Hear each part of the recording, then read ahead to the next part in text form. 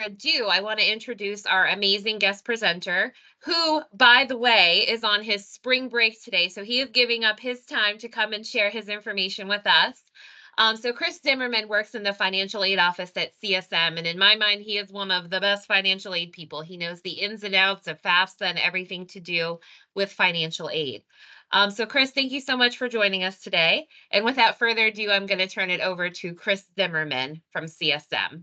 All right. Good morning, everyone. If you can just give me a thumbs up that you can see my screen. Perfect. Okay. As Ms. Ponte said, I'm Chris Zimmermann, Dean of Financial Aid and Retention at College of Southern Maryland. I do live in Calvert County. My son is a soon-to-be ninth grader next year, and my wife is a school counselor also in the county. So I definitely love doing these types of presentations for the schools. So we'll go ahead and get started because we do have a lot of information. So this is a presentation, is not going to be a presentation on how to apply for financial aid or what are the secrets, anything like that. This is more of a good overview. As you might imagine, most of you have students that are just about completing their junior year. And if you haven't already started thinking about college, certainly the financial piece is something to be aware of. And so we want to kind of just go over some of the things. So as you can see here, we're going to talk a little about taking a look at colleges, and then talk about some of the financial aid information. Again, this is somewhat on a 30,000-foot level, but feel free, if you do have any questions, feel free to put them in the chat and I'll try and address them during the meeting. So we'll jump right in. So certainly the financial aid piece is an important piece of the college puzzle, but the financial aid piece really is secondary to trying to figure out what is the best school for the student. And again, these are some good resources that kind of give you the opportunity to compare and contrast schools. So I'll start with the College Navigator. The College Navigator is a site sponsored by the Department of Education. All schools that receive financial aid through the Department of Education are required to provide data to this central repository. So it allows you to truly take a look at comparison, data-driven comparison, using similar data points. So things like, what is your enrollment? What are your average financial aid? Things of that nature. And so that information is standardized. So all of the metrics are consistent from one school to another. Both the College Board and niche are self-reporting. So schools are providing the information that they want to provide. Each of those organizations has some similar to a survey where schools provide the information. Some of the information that's asked is required, some of it is optional, and they have additional information that they're allowed to provide unsolicited. So again, both of those all three sites are good opportunities for you to do some research, to kind of do some high-level comparison of schools. However, a lot of times the best way to learn about a school is to go and visit. Certainly some schools might be easier to get to than others because they're close by, but really, certainly as you're taking a look at schools, what a school looks like on paper might be completely different to what you feel when you go to that campus. So certainly if you have the opportunity, visiting a school in person is a good option as well. So in addition, I wanted to talk about the academic common market. So here in the state of Maryland, we have a unique program that the state of Maryland participates through via MHEC, the Maryland Higher Education Commission, which allows students who are interested in unique majors that are not offered at any school within the state of Maryland the opportunity to attend one of the schools that are listed, generally a public institution in one of the states that are listed there, and be classified as an in-state student for that institution. So for example, I'm going to give a school and a program of study. I have no idea if this program of study is offered anywhere within the state of Maryland. Aerospace science with a particular focus on private pilot. Let's just say that program is not offered anywhere in the state of Maryland, but your student determines that that program is offered at the University of Georgia.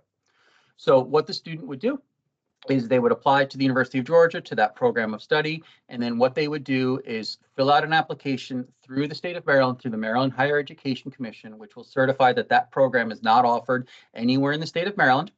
And once they provide that information to the University of Georgia will then be able to classify the student as an in-state student for tuition purposes.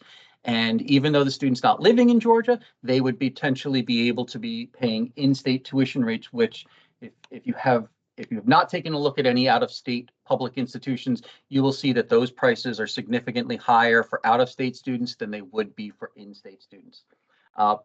So the general application process is March 1st through June 30th for the upcoming fall semester. So if you're seniors, if you had students that were seniors right now interested in this program, now would be the time to fill out that application to Maryland Higher Education Commission. So for Florida and Texas, they only participate in the program for graduate students. North Carolina does not participate at all. But then each institution may have additional restrictions in terms of programs that they have that are part of this program. So again, if you are interested in any of that information as you're doing your research and your planning, certainly work with the Maryland Higher Education Commission. All right, so back to the meat of the presentation. So what is financial aid? Financial aid is funding that is provided to help a student pay for educational expenses. Generally speaking, it is funds that come from a source outside of the student or parent, and it can be used pretty much anywhere, any types of schools. You see the listing here: private colleges and universities, public 2 years, like College of Southern Maryland, public 4 years, like any school in the university system of Maryland, can also be used at technical or vocational schools. So basically, any school that the student would fill out the FAFSA for would be eligible to utilize financial aid programs. So when we talk about financial aid, it's based on financial need. And part of the financial need calculation is what does it cost to go to that institution? So one thing to keep in mind as you're talking about financial aid as a general rule of thumb, unlike the admissions process, where hopefully if you find your dream school and the student gets into that school, you're applying to those colleges once. For financial aid, you're going to apply every academic year that you wish to utilize financial aid. So when we're talking about financial aid, when we're talking about the costs and the financial aid, we're talking about on a per academic year basis. So when we talk about the cost of attendance, all schools are required to figure out an average budget for students in terms of what does it cost to go to that school for the academic year. So all schools are going to have tuition and fees because you're going to be paying for classes. If the student is planning on living on campus or through housing provided directly through the institution, there will also be room and board directly billed to the student by the college or university. And then books and supplies. Again, if the school has an on-campus bookstore or they charge books directly, if they're ebooks, electronic books, things like that, those are going to be funded or paid directly to the institution. And those types of charges are called direct costs, meaning the student will pay the school directly. In addition, there are some what are called indirect costs. So it could be transportation going to and from the school, miscellaneous personal expenses, things like that. And if the student's living off campus, that room and board will transfer over from the direct cost to the indirect cost. But all 5 of those items together make up what is called the cost of attendance, or the COA. And again, it is an average budget of what it would cost a student, full-time student, going to that institution per academic year. And again, it's an estimate because, as we all know, tuition prices may change year over year, cost of living may change, housing, dorms, things like that. So again, these costs of attendance are used to determine an average budget for students for which that financial aid information is created. And all schools will have that cost of attendance information on their website. It's often on either the admissions page or the financial aid page, again, for your reference, so you have that information. All right, so this next example is not meant to pick on any institution whatsoever, but I do want to provide different institutions. And the other thing with cost of attendance is consider it the sticker price. It's not necessarily what the student or family are going to be responsible to pay, but it is what it would be before any discounts, scholarships, grants, loans, things like that. So the first 2 institutions, Georgetown and Stevenson, are considered private institutions, meaning they do not receive any funding directly from the state or city that they operate in. The next 2 universities, University of Maryland, College Park, and Salisbury University are part of the University System of Maryland. And every year, as part of their annual operating budget, they receive funding directly from the state of Maryland that is used to offset the tuition, some of the tuition charges for their in-state students. And then you have College of Southern Maryland, again, a 2-year community college. So the one thing I want you to notice is obviously there are significant differences in the tuition and mandatory fees. Again, a lot of that can be explained by the difference in the subsidies that the state of Maryland provides to the public institutions as opposed to the privates. You'll notice that the room and board, yes, there is a difference, but I mean, there is going to be a difference in cost of living in Washington, D.C. versus Salisbury. But as you can see, that's going to be relatively standard, all things considered, for those 4-year institutions. Again, these are estimates based on a typical freshman's on-campus housing as well as meal plan charges. And then books and supplies and personal expenses. This is where schools have a little bit more individuality, so to speak. You'll see that varies potentially significantly from institution to institution. For example, CSM, with our room and board, again, we're assuming that a student is living at home with parents, so there aren't very much in the way of living expenses, so we're not expecting a student to pay rent, things like that. However, for our personal supply, our books and supplies and personal expenses, we factor in higher transportation costs because all of our students commute to campus. So again, each school is going to have a different set of criteria that they would use to determine that average cost of attendance. And again, this is not a final list or an absolute be all end all, with the exception of potentially the tuition and mandatory fees. So again, unless the student's qualifying for a tuition waiver or something like that, that is what the student is going to pay or is going to be billed for tuition and mandatory fees, assuming the student's going to be full-time at each one of those institutions. But if a student's living off campus or living in a dorm in a room that's shared with 3 people versus 2 people versus a single, those room and board charges can vary. So again, this kind of gives you an idea of what you're looking at in terms of sticker price for a 4-year public, 4-year private, 2-year institution. Now, I do say sticker price because let's be honest, Georgetown University is the most expensive school on this list. If they didn't offer any financial aid or discounts, would they get very many students? No. So just because these charges are what you see on here doesn't mean that is what the student or family is ultimately going to be responsible for, because if students are going to be looking at that bottom line dollar, which again, not everybody does, but a fair number of people have that as part of their evaluation, there is going to be financial aid involved. And Georgetown University and other private institutions typically have larger endowments, and they're able to provide larger scholarships or grants, which helps bring that average cost much closer down to what a public institution might be. All right, so for those of you that have had students or yourselves that have utilized financial aid and have filled out the FAFSA in prior years. So when I say prior years, I mean for the academic year 23-24 or prior, you might be familiar with the term expected family contribution, or EFC. Well, starting with this upcoming year, 24-25, and future years, the new result of the FAFSA is going to be called Student Aid Index. And what it means is it is an eligibility index that determines what types of federal financial aid the student will be eligible for.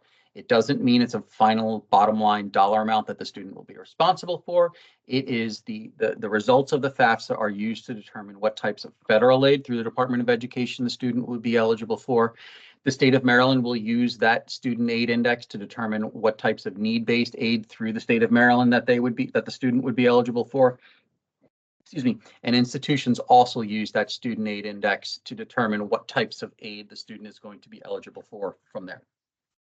So that student aid index, or SAI, stays the same no matter what school the student goes to.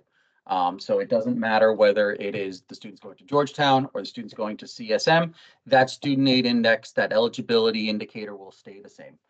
It is made up of both a student portion as well as the parent or contributor portion for those students that are required to include parents on the FAFSA. Switch here. So what is financial need? Very high level. What does it cost to go to the school minus what is that financial aid index, that eligibility index, the SAI? The difference between those is financial need. So while that student aid index stays the same no matter what school the student goes to, because the costs of schools are different, the need is going to be different there. So let's say a student has an SAI of 10,000 and they are looking at two schools. One school that has a cost of attendance of 40,000 and another school that has a cost of attendance of 20,000. They're going to demonstrate financial need of 30,000 at school A and 10,000 at school B. So they're going to receive the same federal aid between the two schools based on that eligibility index, but that remaining need could be different, is going to be different and can determine what types of institutional aid the student would be eligible for at those schools. Excuse me. So these are some high-level requirements for financial aid. Again, this is not all-encompassing, but just to kind of give you an idea, students generally need to be high school graduates or their equivalent. They need to be U.S. citizens or permanent residents. For the state of Maryland, they also need to be a Maryland resident planning on going to a school in the state of Maryland. They must meet the other eligibility criteria as set forth by either the state or the federal government. And then also the institutions are going to have their own requirements as well, whether it is a minimum GPA for a certain type of scholarship or a minimum amount of financial need for a need-based grant.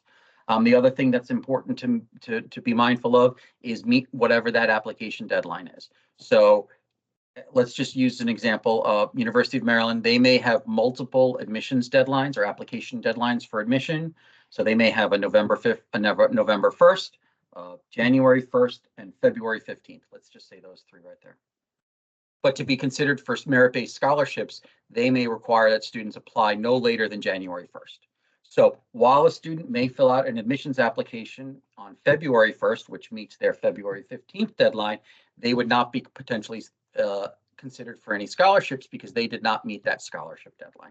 So it's very important that you take a look at what the scholarships, what the deadlines are for the various schools that you're applying to, and you want to make sure your student meets those deadlines. Because I'll be honest, the first criteria that the financial aid offices are looking at, or the admissions offices for that matter, is did the student meet the deadline that they're looking for? Because every year, no matter what school you're looking at, you're going to have more students applying than there are available either enrollment seats or available funding.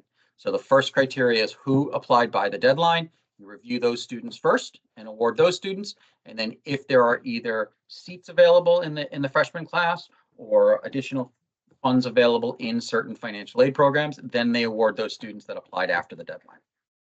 So again, like I said, the schools might have their own criteria for their funding. It could be GPA, it could be standardized test scores, it could be rank in class. It could be other types of extracurriculars or community service, depending on certain types of scholarship programs that they are offering. Again, each school is going to have their own criteria. So we're going to talk briefly about the different sources of financial aid. Certainly the single biggest source is the federal government through the Department of Education. So that's where you're going to receive the majority of that financial aid funding, whether it is the federal Pell Grant program or federal direct student loans or federal work study programs. State of Maryland through the Maryland Higher Education Commission. Again, for students that live in the state of Maryland and are planning on going to school in the state of Maryland, they do have a number of different programs. Primarily, they are need-based programs, so they will look at that financial need first. But they do have some programs that potentially have funding that would be up to $20,000 a year, depending on the student's particular circumstances and what school they're going to.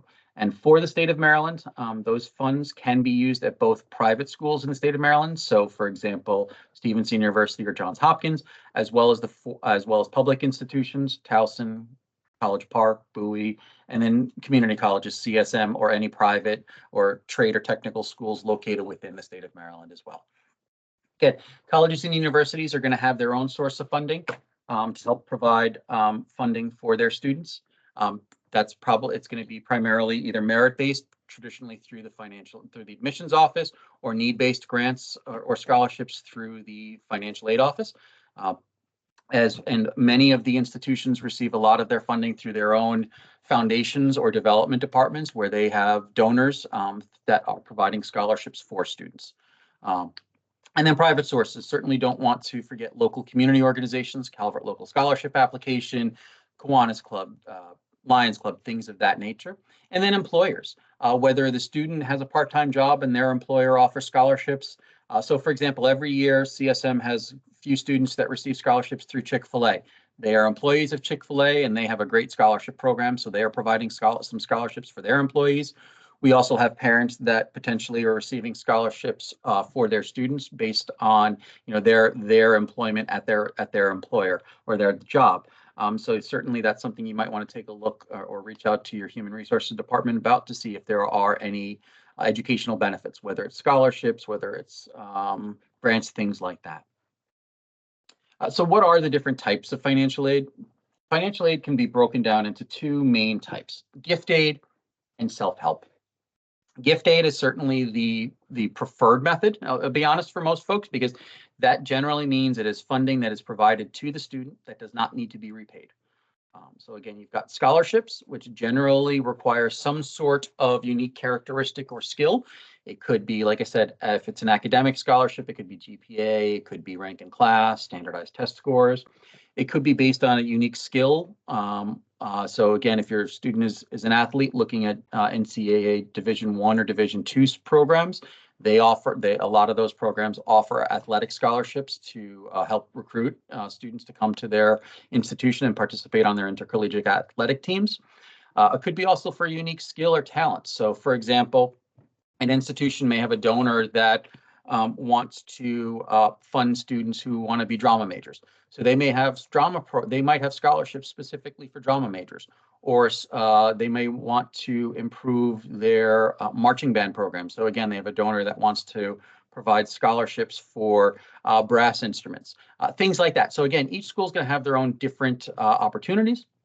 And so scholarships, again, generally are going to be primarily based on that merit or skill or talent, whereas grants generally are going to be focused primarily on need.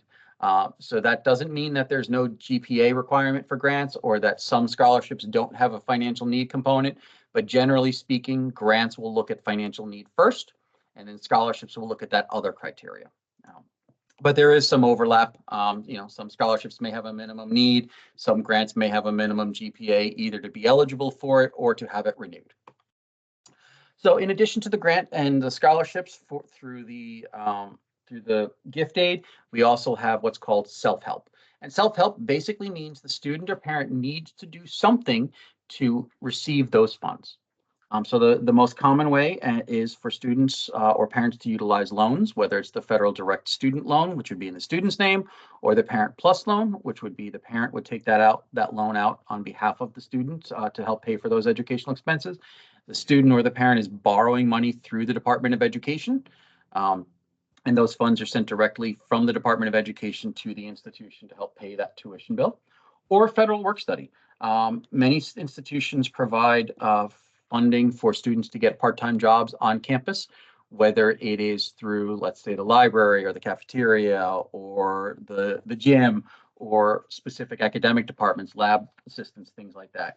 These are funds that are provided through the federal government or institutionally that go to students who demonstrate financial need. And it really gives them an opportunity to help earn some spending money. It's not money that should be considered to be used for tuition and fees, because the student has to have the hours and earn the hours first, and then they get the paycheck. Whereas the tuition and fees will be due, generally speaking, before the semester starts. So again, while the student's eligible for work study, until they actually perform whatever the duties are associated with their job placement, they don't actually have access to those funds. All right, so these are some programs through the state of Maryland. As you can see, state of Maryland does have a number of different types of programs. I'm going to start with the lower right-hand corner, the need-based grants programs, because these are the largest programs, both in the terms of the number of students that receive funding, which is the Educational Assistance Grant Program, can be up to $3,000 per academic year, depending on the school. The Guaranteed Access Grant, that is for students that have significant financial need, and they might be eligible for up to approximately $20,000 per year through that program. Then your senators and delegates, have funding available. So in the legislative districts in Calvert, everybody's represented by one delegate and one senator. Other parts of the state, there's overlap on the delegates, but you certainly want to reach out to your representatives and see what their application process is, because they love being able to come to senior awards nights and present those scholarships for their students. They certainly want to provide those funding for their constituents and be able to help provide funding to go to school in the state of Maryland. In addition, we do have, the state of Maryland does have a number of different tuition waiver programs. If students are either have been part of the foster care system or are considered homeless youth by their school district, they may be eligible for a full tuition and fee waiver at any Maryland public institution. And then students that are members of the Maryland National Guard may also receive a tuition discount, either 25 or 50% to many Maryland institutions. And then students that or have a documented disability and are receiving Social Security benefits based on their own situation may be eligible for a tuition waiver after other types of financial aid are applied. And then we also do have some unique populations through the state of Maryland. So we do have a program that provides tuition and funding for students and dependents of either military, public service, which would be firefighters, police, first responders, if they are killed as a result of a line of duty incident or are 100% disabled. Students and those dependents may be eligible for a tuition waiver as well. So that's not an all-encompassing list. The Maryland Higher Education Commission has that full list, but these are the most common programs and popular programs within the state. So a couple of other things I wanted to touch upon. These are primarily going to be, these last two are primarily for students that are interested in coming to the community college. So the Community College Promise Program is a last dollar need-based program. So if the student meets that criteria that you list on the screen there, and the student plans on enrolling at their home community college, which for Calvert High School students would be College of Southern Maryland, they may be eligible for a scholarship that would cover the remaining tuition and fees that are not covered by other either federal or state grants. And as you can see here, it is a renewable program for up to 3 years, provided the student meets the need-based criteria or the income-based criteria and has that minimum GPA going forward. And then in addition, because the state of Maryland realizes that not all students are going what I will call the traditional path in terms of associate's degree to bachelor's degree, for example, they also provide a program for some of the workforce development programs. So those are also offered through the community, through the College of Southern Maryland. And those programs, similar to the previous one, has the same income requirements, but it would be used for programs that might be more workforce development. So it could be HVAC, it could be some network security programs, CNA, GNA, different types of programs there as well. But the state of Maryland does realize that there is a significant need and demand for those programs, so they do provide funding specifically to the institutions for those programs. So again, I already touched upon most of this, but the types of financial aid that are, through an institution. Again, you've got merit-based financial aid, primarily based on the academics or athletics, and those are going to be awarded primarily through the admissions office. You have need-based financial aid, which is going to be primarily through the financial aid office. Again, primarily based on need, not exclusively necessarily. And so I'll briefly talk about the application process. It's been a little bit in the news. So we'll kind of go high level here. So what is the primary application process is the FAFSA, the free application for federal student aid. It is used to determine to calculate that student aid index SAI. And that is what is primarily used to determine a student's eligibility for need-based aid. It can be filed at any point during the academic year, but schools will have their own priority deadlines so that the students can meet any of the state financial aid deadlines. So for example, in a traditional academic year, I say traditional because 24-25 is a little different because of the changes. But generally speaking, that application for, let's go with a student who is a senior applying to college for the following year. That FAFSA application for the upcoming academic year is generally open October 1st of the student's senior year. And they will use information from the IRS for financial aid purpose to determine financial need from the prior year. So if we're looking at October 1st, 2024, it will use income information from 2023. And then you will fill out the application, the FAFSA application, every academic year that you want to apply for financial aid. And the academic year is traditionally fall through summer, so fall and spring are the main terms. just like in high school. There are some schools that treat the summer semester at the beginning of the year. Some schools treat the summer at the end of the year, but you're definitely going to have the fall and the spring, which are going to be in the same academic year. And so this year's application was available as of January 1st. Like I said, traditionally, it is available October 1st, and the state of Maryland has a priority deadline, generally speaking, of March 1st. So again, you want to make sure that whatever the priority deadlines that the institutions list for when they want you to fill out that FAFSA, you do so, because again, you want to meet those deadlines to be considered first. So again, it's available online through the Department of Education.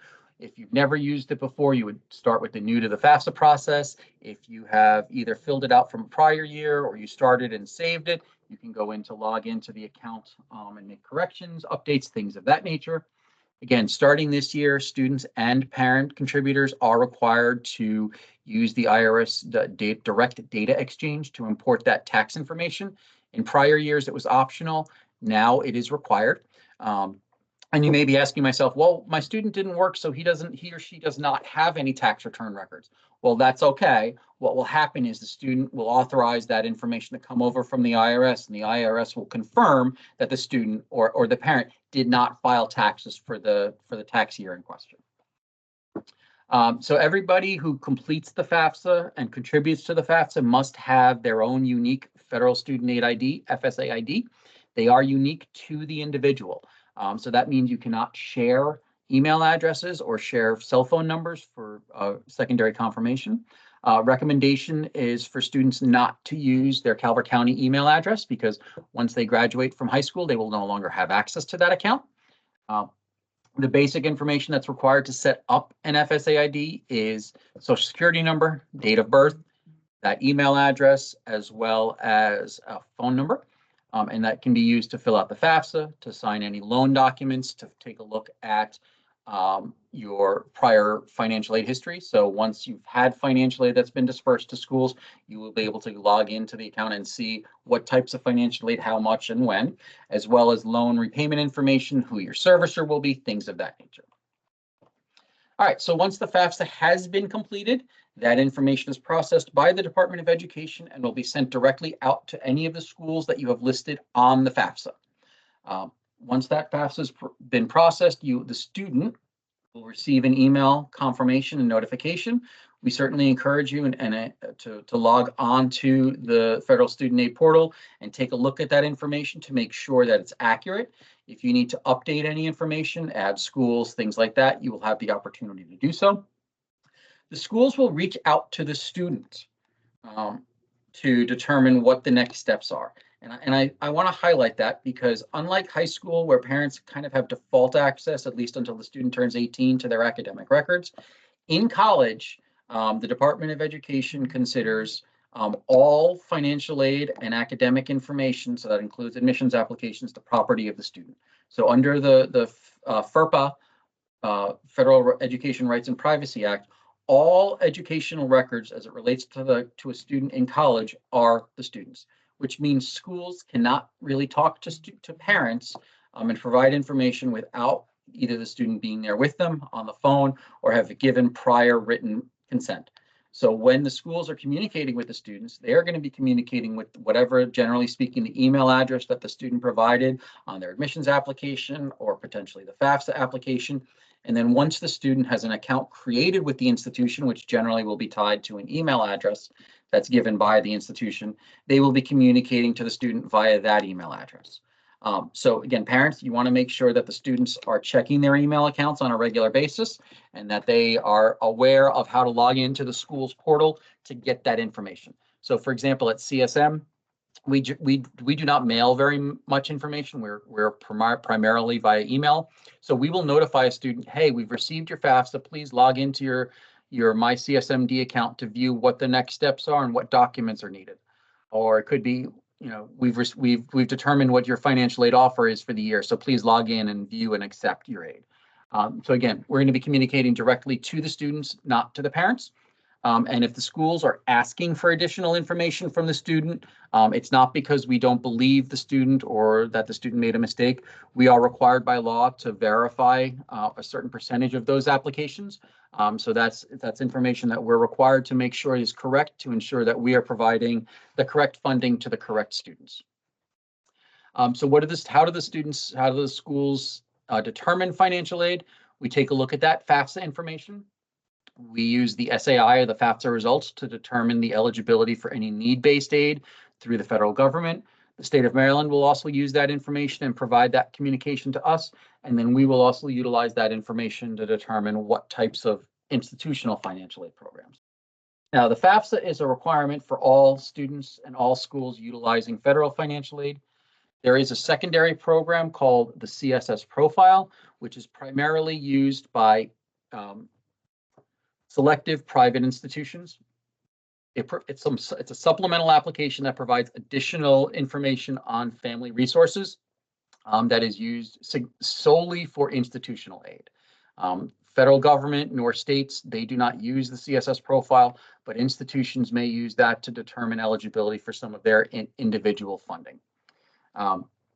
If students get scholarships from outside organizations, the institutions will also factor that into the overall financial aid award package. So, as you are going through this process next year, please notify the schools once you know of scholarships. The earlier that you can provide that information to us, the earlier we can make any adjustments if necessary.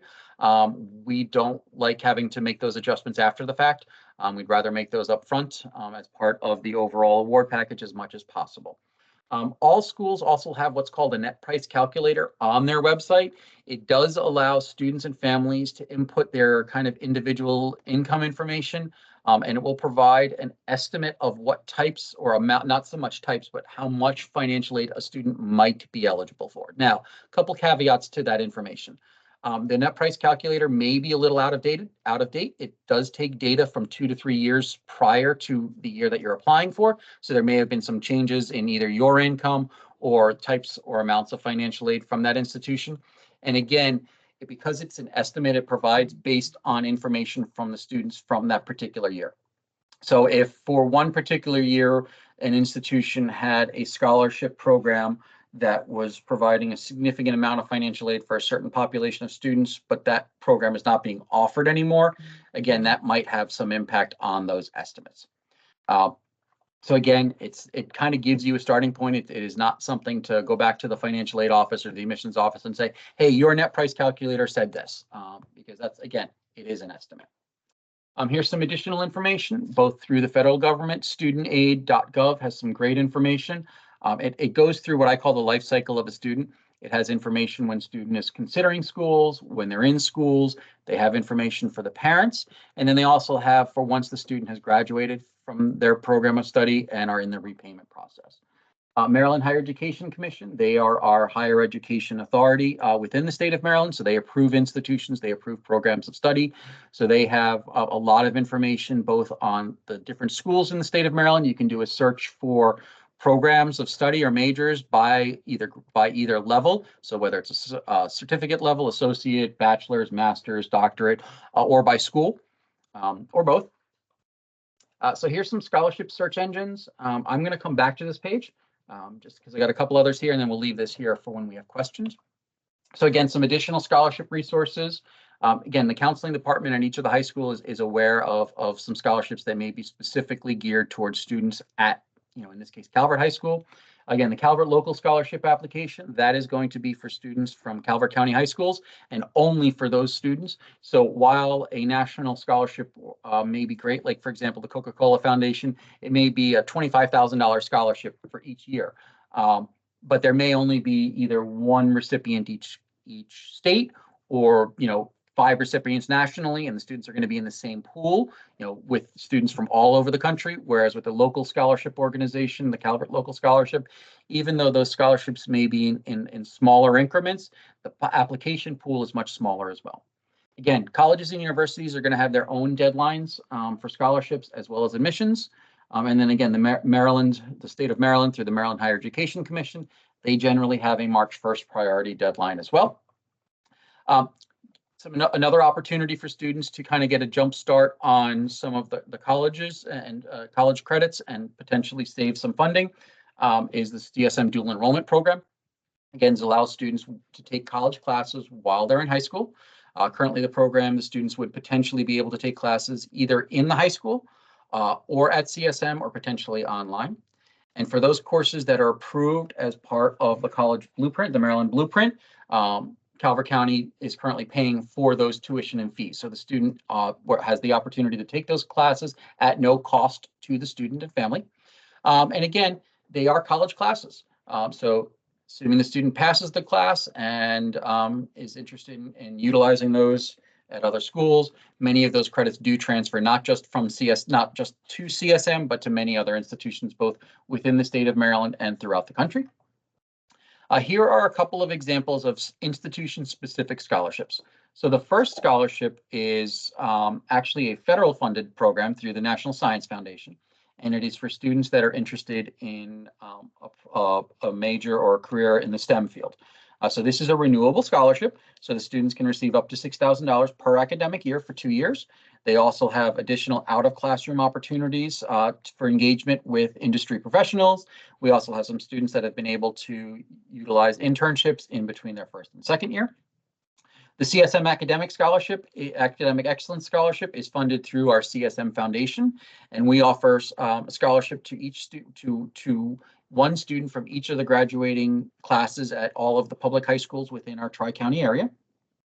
And then we also have an online application for all of our foundation scholarships, which is called the CSM Scholarship Finder. And what that allows students to do is fill out one online application, and then they're automatically matched to opportunities that they may be eligible for. Many of those opportunities don't require any additional information. Some do have some supplemental information, whether it's a resume or letter of recommendation or a specific essay potentially on community service. So we have over 300 different opportunities for students in those programs. And with that, I'm going to go back to the scholarship search engines just for reference on there. Department of Education has some good information on what are scholarships and something to look for. And then the bottom 3 links are scholarship aggregators, meaning students can use those to do searches for scholarships based on certain criteria. They are interested in becoming an agricultural major who wants to go to a urban school in South Carolina. Those are just some examples of things that students could type in, and then what will happen is that those search engines will provide those results and give them links on where they would actually apply for those opportunities. So those 3 aren't actual applications, but it's more of information gathering and to provide that information for students to apply. And with that, I will go ahead and take a pause and open it up for any questions.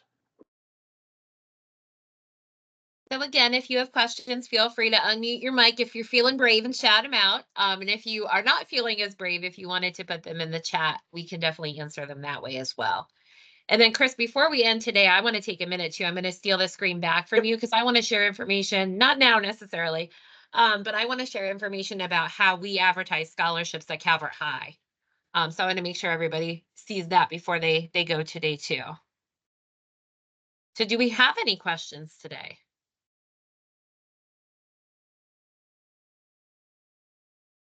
We might not.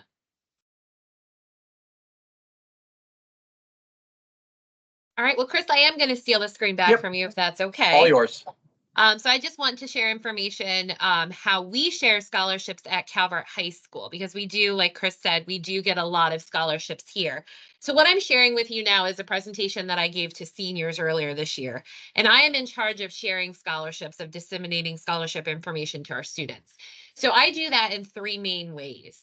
And you can kind of see on the screen here, I'm not going to make this big, but you can see I keep a scholarship list, and it's basically just like a Google Doc that I keep, and I constantly update it so students can log on to that folder.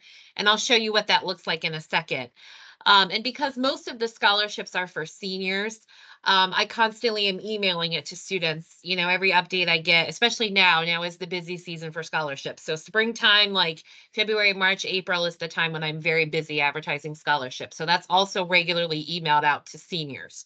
So not necessarily to your students yet, but that's something you can tell them, to keep a lookout for next year. Another thing I do is I send out remind text messages. So as parents, if this is something you want to sign up for, you're more than welcome to. That way, anytime I get a new scholarship, I send out a text with some information about the scholarship name, the deadline, a little bit of information about who the intended audience is or who the best applicant is.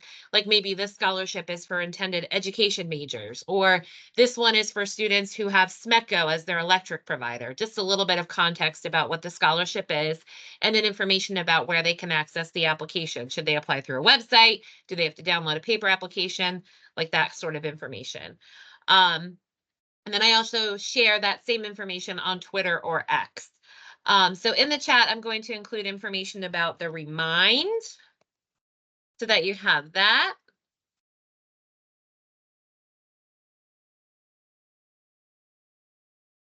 And parents, like I said, are more than welcome to do that as well, just because that way you guys are getting the same information and you can see what your students are seeing.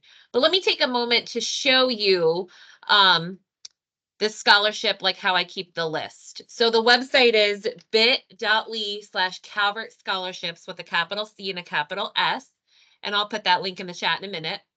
But basically, and your view will be a little bit different than mine because I'm the owner of the file, so it lets me move stuff around and gives me editing rights. As a parent and student, you won't have access to that. But basically in here, there's a couple of things. There's a folder where I keep all the scholarship applications. There is a little handout here that has all of the different scholarship search engines. And that's not all appearing right now. I'm not sure what's happening there, but all of the search engines that Chris mentioned are there. And then this is the scholarship list that I keep. So you can see the most recent update I made was this past Tuesday. So I post all of the scholarship information that I receive. You can see each scholarship has a little bit of information about who it's for, the deadline for the application, and then how students can find the application. So a lot of times the scholarships are online, but for some of our more local ones, like the Optimist Club, I know is one. I'm not sure where that's on here. The Optimist Club, they don't have an online website. So they give me paper applications. So that would be where your student can access them in the scholarship applications file. This is where I keep all of the applications if they're a paper application. So this is constantly updated. This is something I constantly send out to students. So this is something you guys can take a look at too as you're going. So I just wanted to share that information.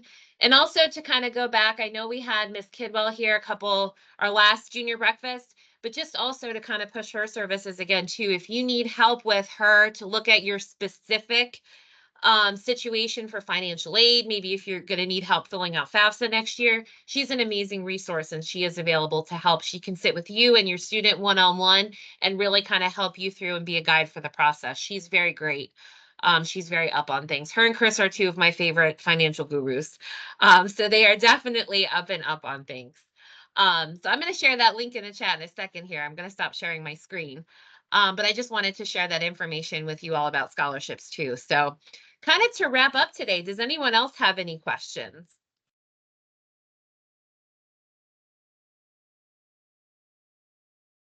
So we did have one question in the app, and I'll just kind of reply to everybody in case they didn't see the note. So the question was, can a student or parent create an FSA ID now, or do they have to wait until they're filling out the FAFSA? No, a student and parent can complete that or create that FSA ID at any point. Just a couple of things to be mindful of. I believe at a minimum of every 18 months, the Department of Ed requires updated password information, and then whatever the email address is that is utilized to create that account will be the one that is associated with that account, quote unquote, for the life of it. So the reason I say that is for parents. We run into parents all the time that created an account 5, 6, 7 years ago for themselves using an email address that they're no longer using. So it can be updated, but it is something just to be mindful of as you are creating that account that you want to use an email address that you're probably going to have access to. So that's why we strongly encourage students not to use their Calvert County email addresses after because they won't have access after they graduate.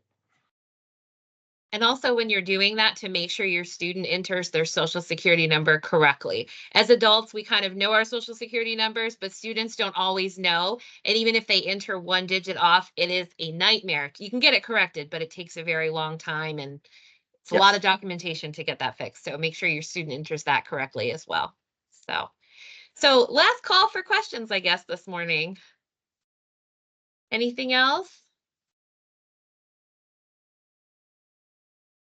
All right, I guess we are good. Well, Chris, thank you again for giving up Yep. your spring break to spend time with us. We appreciate you. And thank you everyone else for logging on today. I'll be sending out an email in a little bit with a link to the recorded session. And also, Chris, if you wouldn't mind sending me like a copy of Yep. your presentation, if you don't I mind, can I do can that. share that with everyone as well. So thank you for spending your morning with us, everyone. And I hope that you have a great day. Thanks again, Chris. Thank you. Bye.